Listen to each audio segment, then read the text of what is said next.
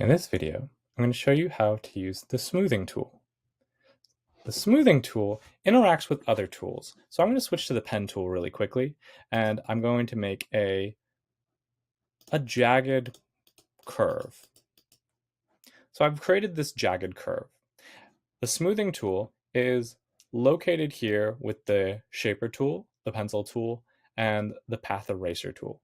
It looks like a pencil with spirals around it, and it's supposed to look like a little rolled up piece of paper, just like how traditional artists would use a rolled up piece of paper to smooth out pencil marks. The smoothing tool, what it does is when you use the selection tool to select a particular path or shape, when you use the smoothing tool, you're going to click and drag over the path. And what it'll do is it'll start simplifying the path, trying to create the smoothest and most accurate version of that path.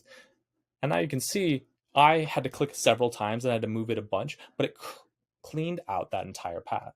So when you're tracing things and you start building things a little bit not overly accurate, using the smoothing tool can help you to reshape that overall tool.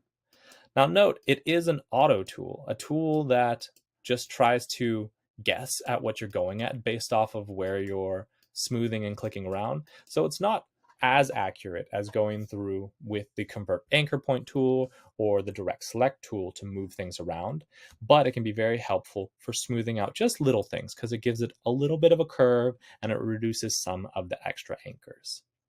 So that is the smoothing tool.